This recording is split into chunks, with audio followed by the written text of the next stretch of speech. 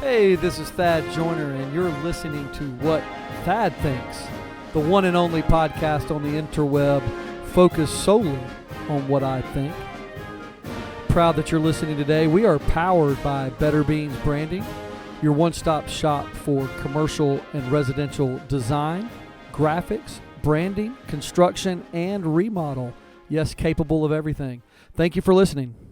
Hello and good afternoon. This is Thad Joyner with What Thad Thinks, powered by Better Beans Branding.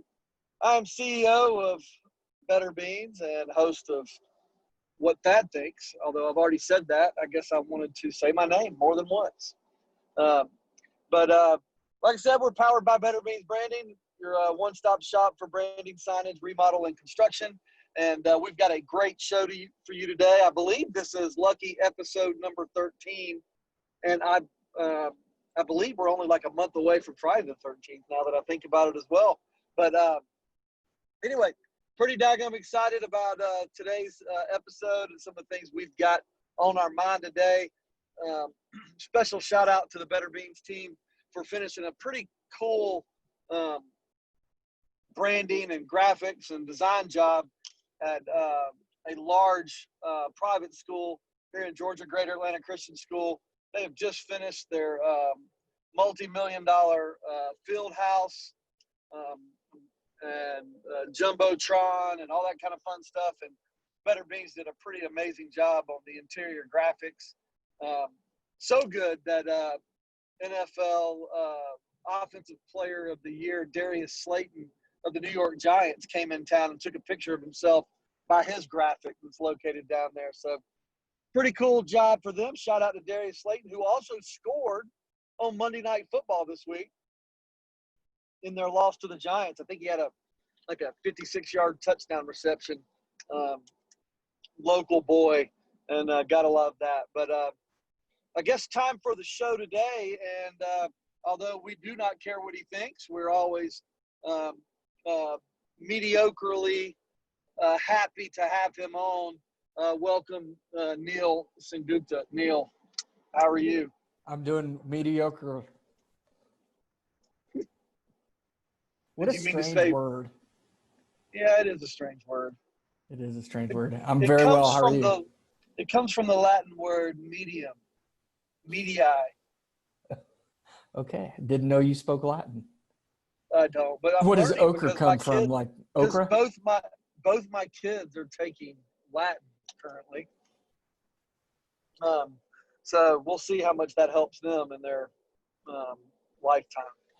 They say back when we took SATs that it was supposed to help you with your SATs, but I sure don't believe it helped me. Did you take Latin? I did. Yeah, I stayed way away from Latin. Way away from that. I wonder if anybody's noticed that this is my first ever non-video. You don't get to see me today. Instead, you see my bobblehead rep in my place. So this is the on the road. Yes. Well, maybe we'll get some comments on that.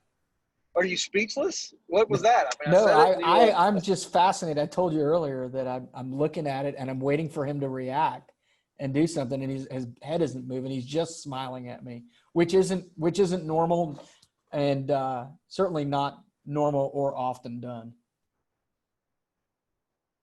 It's almost like translate. I know people that like to stare into my bobblehead's eyes and go, "Wow, that's chiseled." A chiseled face.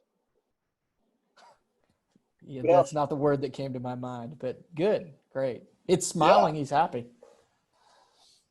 You know, what's the date today? Today, well, when our listeners listen to this, it will be 9/18, the 18th. Does that make us just 4 weeks away from Neel's big adventure? It does.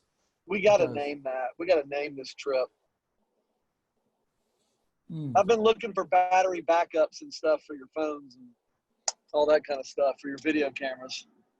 Mm-hmm. I'm trying not to spend $1 million on this adventure, but I guess I'm not spending much on stuff for you to take. No, I'm trying the same thing, and I had a massive panic over the last 2 days because for everybody around the country, Hurricane Sally has come ashore. And here in the southeastern United States, that means a lot of rain right now. And I Yeah. am so grateful that I'm not in the woods yesterday or today. Well, rain could be a blessing, Neil. Although you're going to get sick, the coyotes and bears and stuff aren't out, and the bobcats aren't out as much in the rain. Yeah, neither are fires or warm weather. Like, what would you rather be? Would you rather be soaking wet and cold, or fending off bears in the dry weather? Oh, I would want dry and heat over that. I'm just saying you got to find the positive in whatever you got out there, right? You definitely don't want to be wet and cold. That'll suck. No. But it is. That's just part of it. That's right. After this week, a poncho has now made my list of things that I have to find. That's going to be one of your 10 things. Absolutely. A poncho. And understand, if it rains like this, a poncho is going to do absolutely nothing.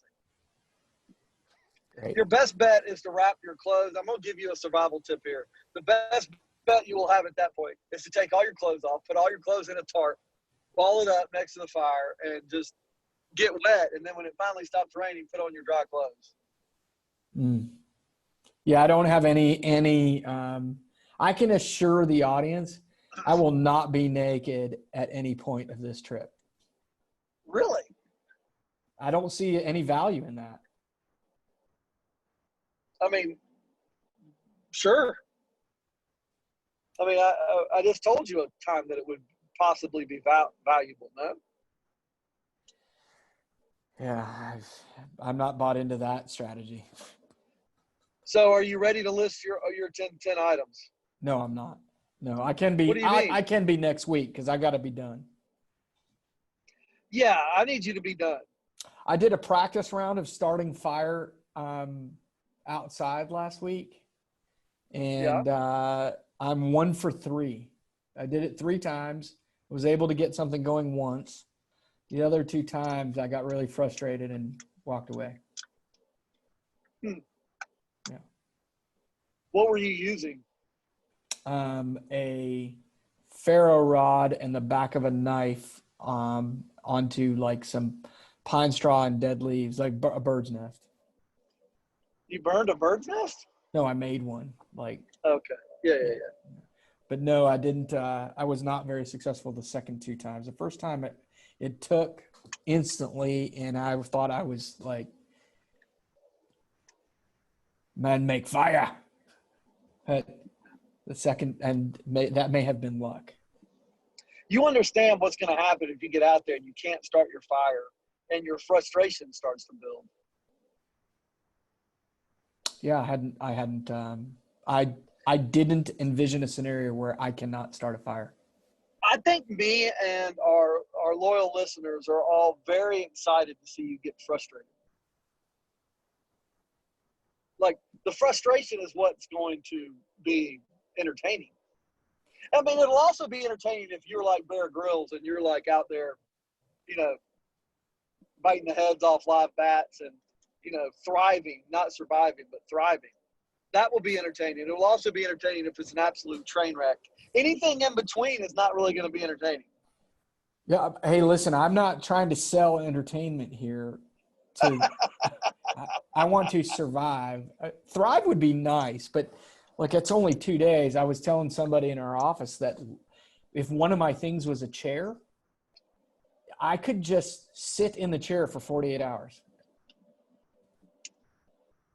You think you could sit in a chair for 48 hours? That's also something we can do next year. Okay. Chair sit. 48-hour chair sit. Yeah, I don't think that that's going to be incredibly enjoyable, but it is one way to make sure I don't I won't hurt myself. I won't die in the chair. All I need to be worried about is, something not attacking me and weather. I really want you to, run into a snake or, have a bear. I mean, I want some of those things to happen. Yeah, I'm sure you do. Right. Let me tell you again, if I see two eyes, I'm going to shine every light that I have and blow my whistle. You're not taking a whistle, man. The product says that a loud noise like a whistle will scare away a bear or a wolf. And on the shows, the guys go, I see you. So there's noise. You have to make noise. Enough about me. Well, I mean, the Alone episode in the Arctic, when dude kills a Wolverine with his hatchet, that was stinking amazing. Did you see that? I have not got to that. I just started season 3, which is in Patagonia. Okay. I guess that's the Arctic, right?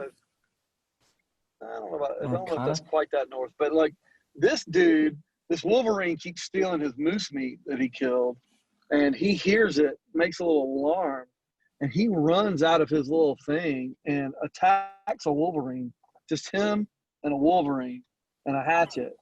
I mean, that's just that dude needs to come work for me. I mean, really, that's the kind of guy you want working with you. I mean, yeah. I'm not even sure what a Wolverine is, but it sounds like a wolf.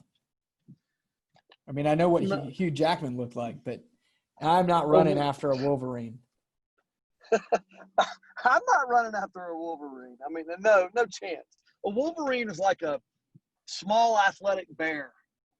I mean, that's what it looks like to me. Oh, no, when it finally decides to turn around and run after me, we're dead. No.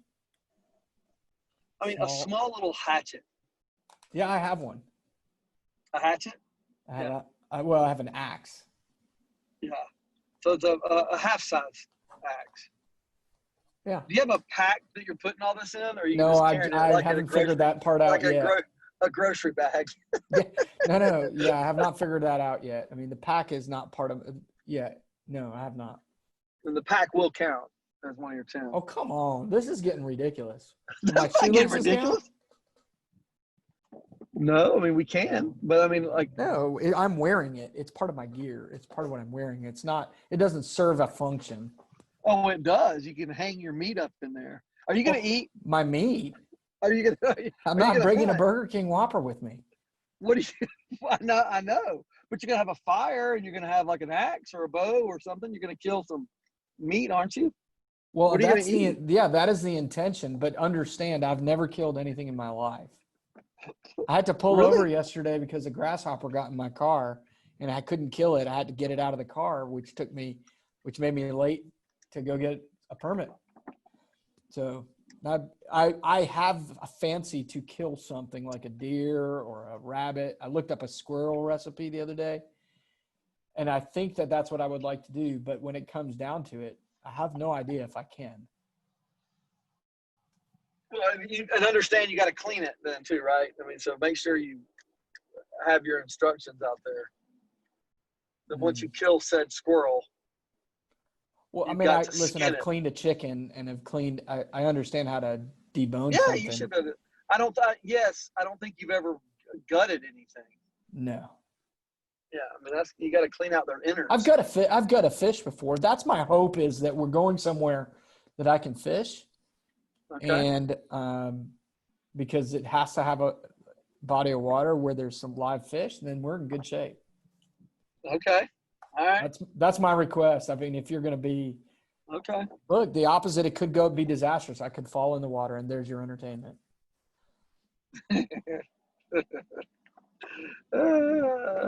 Okay. Well, hey, look, that's all good. I'm excited. So next week, we've got amazing guests next week. We've got a real treat for everybody next week. I've talked to Alita Mechtel and Rochelle Kiner to come on, longtime child care friends, business leaders, amazing people. Don't tell them I said that.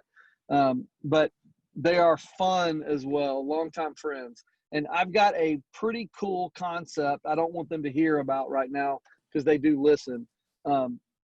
but we're going to have a really cool concept, a really cool show with them next week. And so I guess even with them on the show, maybe we'll do the live 10 things. So I will have them join, and before we get into their fun, we will do your choices of 10 things. Mm-hmm. And those will be final. Oh, no. No, that's final. We're locking it in next week. We have teased this week after week, and you've put it off. So next week, we're naming the 10 things. Deal? Yeah, I'm listening. I disagree with the finality. Last week you said this week we'd do it. Yeah, now I don't mind listening to my 10 things. But if there's no rain in the report, then I'm not going to bring a dang poncho. No, that's not going to be the deal. That's not going to be the deal. No. Next week. I mean, you can choose for it not to be final, but I'm taking $1,000 off the table. Okay, we'll talk about it next week. No, we're not talking about it next week.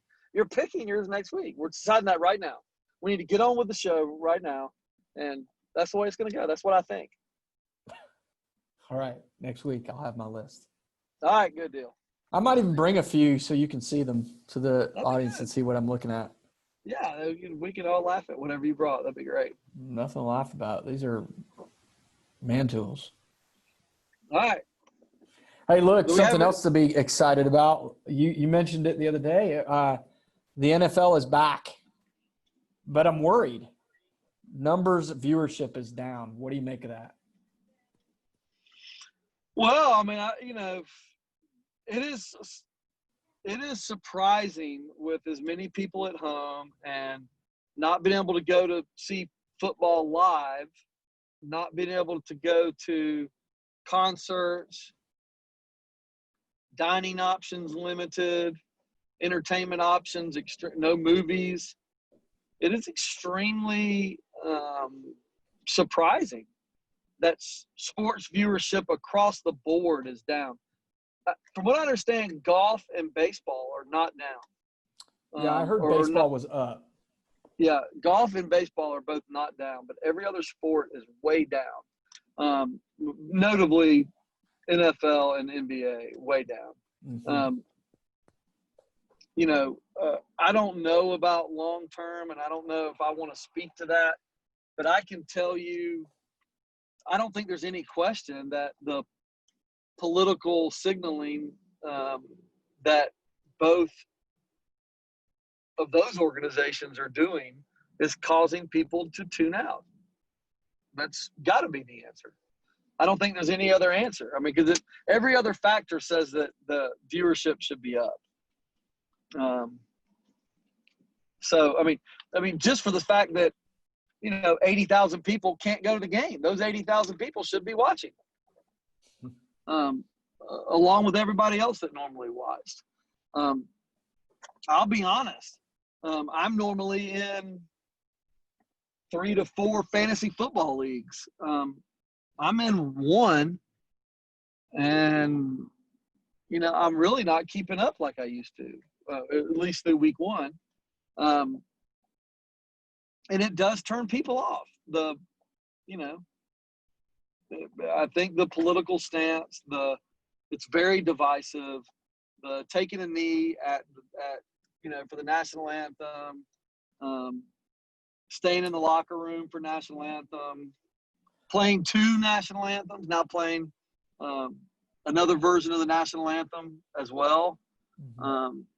I just don't think that's what people watch sports for. I think for the most part, it didn't matter your walk of life. You could, join in with your fellow fans and enjoy the sport. And now you're not enjoying the sport. You're kind of, tuning the game out. itself is a side topic, unfortunately. Yeah. It's tiring. For sure. Yeah.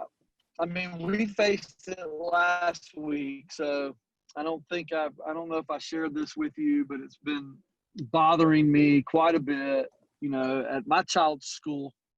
his middle school football team last week.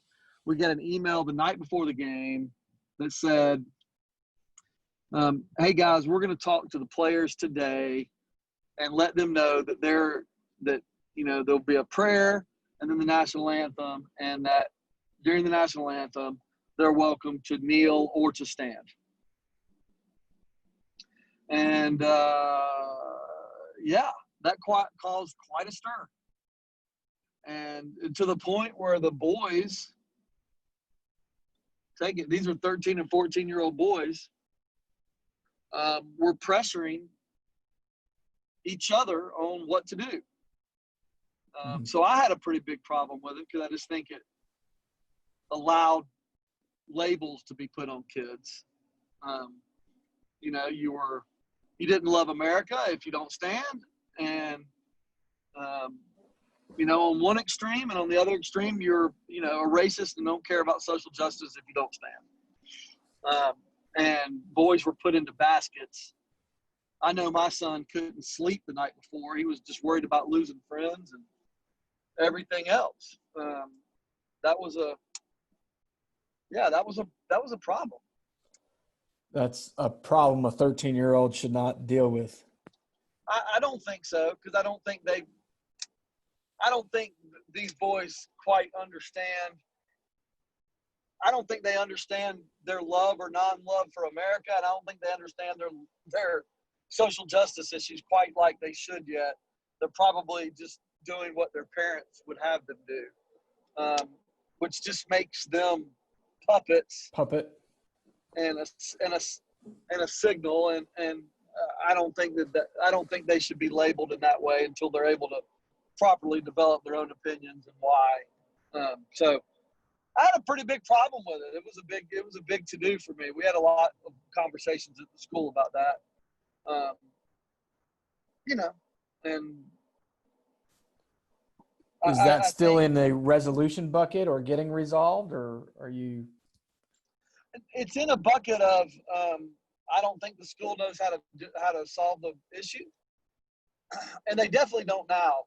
I think if they wouldn't have said anything, I think everybody probably stands, and maybe one or two kids kneel, and maybe you resolve it after the fact. But the fact that they made the kids pick a side or it made them seem like they were picking sides.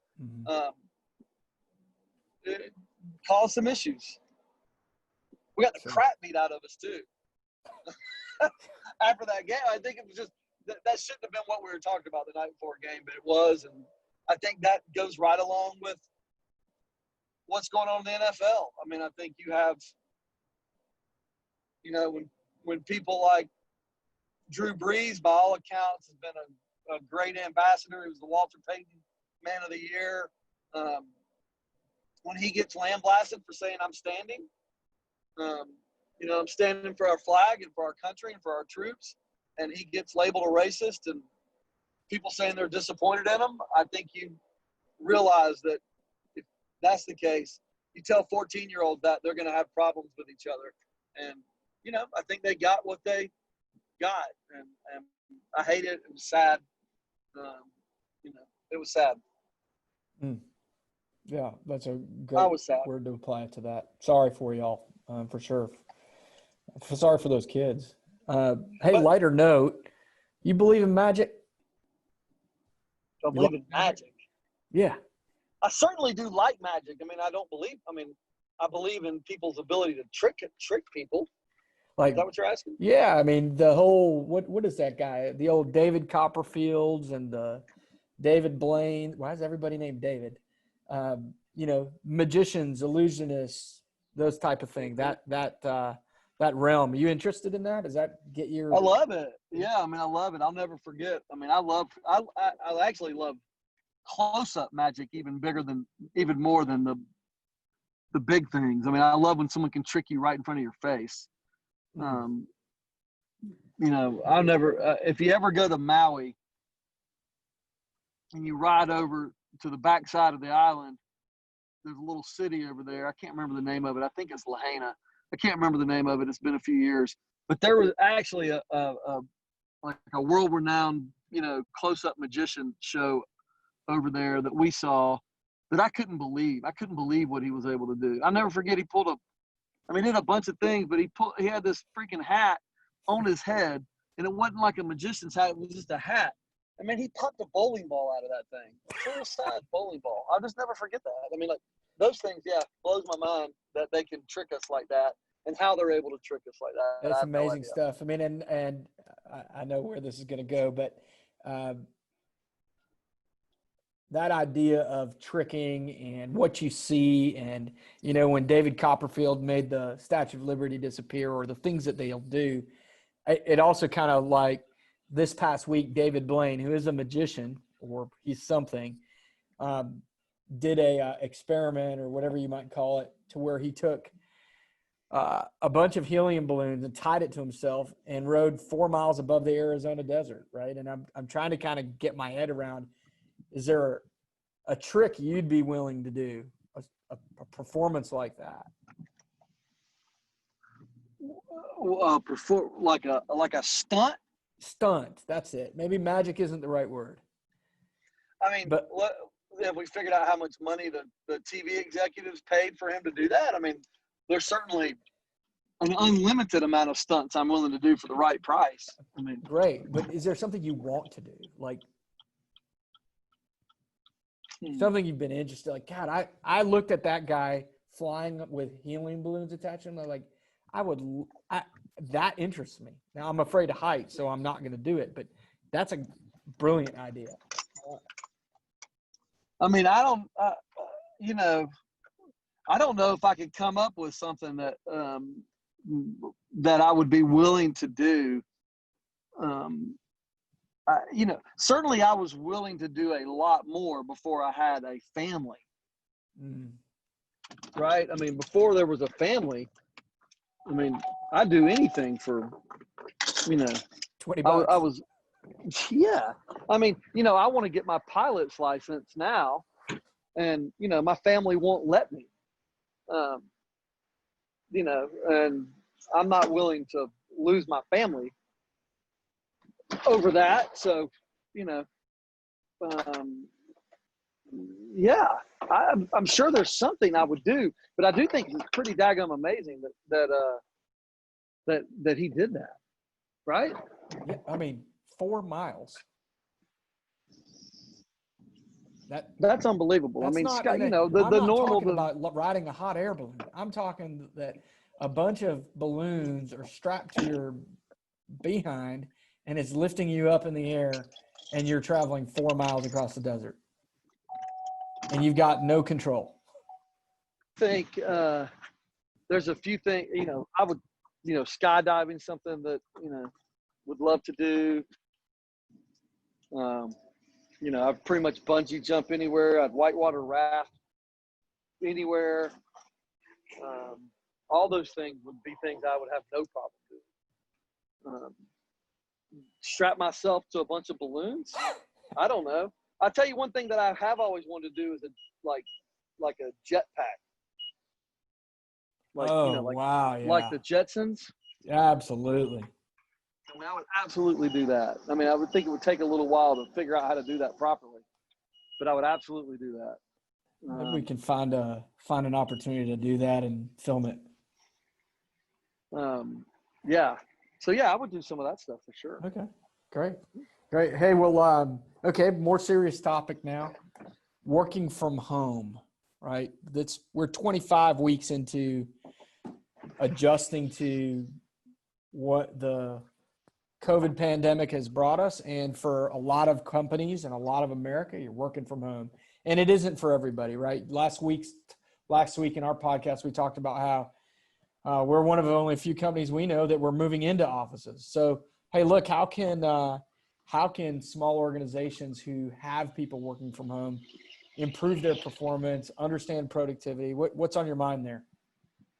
Yeah. So, I mean, I think, to get people productive at home, and I think it's been proven time and time again that people are not as productive at home as they are in the workplace. Now, is it possible to get work done? Yes. Is it possible for people to be productive? Yes. Are there exceptions to the rule? Absolutely. But there's some things you've got to first off make sure. You cannot work from home and watch kids. So let's get, I've got a sister-in-law about to have a child. They think that she's going to be able to do some work from home and watch her kid. That's not possible. You're going to have childcare on some level. So don't even think you can be productive and have your children at home. It just won't happen. That's number one. And number two, you just have to have a nice, comfortable office space that's away from everything else. So, you've got to create your own productive space. Make sure you have all the tools of it. I mean, things that pop up at home, people not have enough printer paper, a printer that works fast enough, a good enough internet connection, plenty of staplers, and everything you'd have in a normal office, you've got to have. And because every time you're looking for one of those items or don't have it, it's going to cost you a little bit of productivity. And those little minutes add up into massive amounts of time at the end of the day. So that'd be my suggestions. Great. Good to hear that. I don't do the shopping in my house, but I bought a gallon of milk last week and some bread, and I couldn't believe the prices of staples. And I know that supply is a demand, and both of those things impacted pricing, but I kind of made me start thinking a little bit about, our clients, our customers, and even, small businesses out there. Is it time to start looking at the prices we take for our services? What's going on out there in the pricing world? What are some considerations to be thinking about in relationship to the price of the services you offer?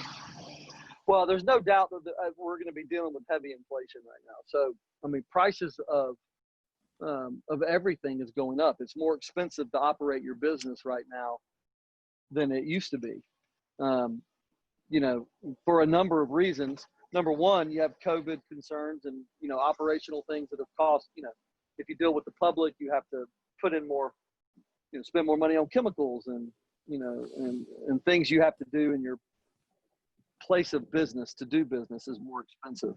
Mm-hmm. Also, unemployment is still relatively low. It's still relatively hard to find people to come work. So your people cost more money. And lastly, interest rates are just so low, and they've been so low for so long that prices are up. Just like you're noticing. And the price of real estate is through the roof. Second homes are through the roof. Regular homes, residential homes, because people can afford a bigger payment because interest rates are so low. So they think they can afford more house. So, a $400,000 house is now $500,000. $500,000 house is now $700,000. That's just the way it is right now. So, yeah, if your business isn't keeping up with inflation and staying ahead of inflation, you're going to become less profitable. Period. So, yeah. You should be raising your prices right now, for sure. You have to. You're not keeping up if you're not. So, yeah, that's what I've got to say about pricing. And I guess if,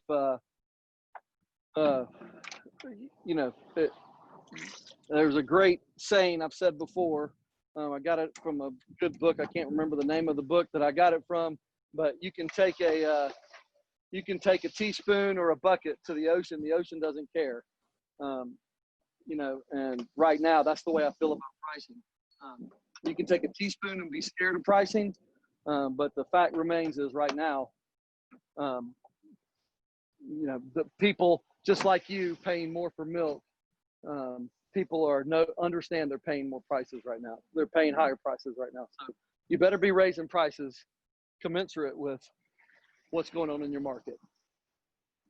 So anyways, I appreciate all your great questions and preparedness this week. I appreciate you not telling me too much about what you think, Neil. And, I will say goodbye. Be ready with your 10 items next week, my friend. Goodbye. See you later.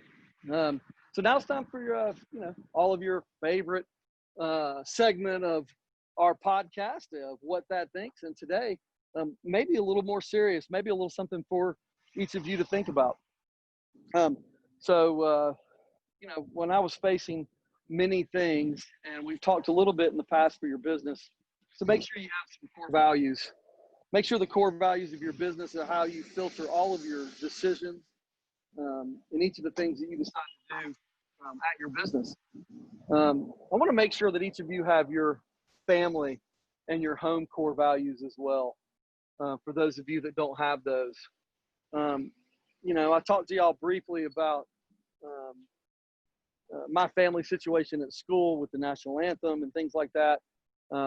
And we have our family priorities, we call them, or what we call our core values. And our first one is God, and our second one is country, and our third one is family. And some people, I got to talking to the principal of our school, and I told them there's a reason why country is second for me. I've served in the Marine Corps, and my family has served in the armed forces and whatnot. But we believe in America. We don't believe that all Americans are perfect, but we do believe in this country. And after God, we put our country ahead of our own family. And what I mean by that is that when I served in the Marine Corps, my fellow Marine, or even Joe Blow that lived in Scranton, Pennsylvania, his freedoms, his choices were more important than even people in my own family. So defending them, whether they agree with me or not agree with me, whether they, are the same race as me, the same religion as me, it didn't really matter. They were Americans, and their freedom is just as important or more important than even people in my own family. Understand your priorities. Make sure you can make your decisions on what's actually most important. It's hard to do. And if you haven't talked about, if you haven't prayed about, if you haven't thought about your own family's core values, when you face difficult decisions like this, they'll become hard. We've have had to make difficult decisions in our own family recently on stuff like this. And at the end of the day, it comes down to what your priorities are. I know ours, I know mine, and we can make those difficult decisions because our family has decided on those. Make sure y'all have done the same at your home as well as your business. So that's a little bit about what Thad thinks. Hey, listen, tune in next week. We've got an amazing show. Neil's 10 things he's taking on Neil's Big Adventure. Alita and Rochelle coming on for a surprise segment. And hey, make sure to look up Better Beans. Check them out at betterbeansbranding.com, or email us at info@betterbeansbranding.com if you need any information on branding, design, remodel, construction. Let us know. Other than that, have a great week. Thank you.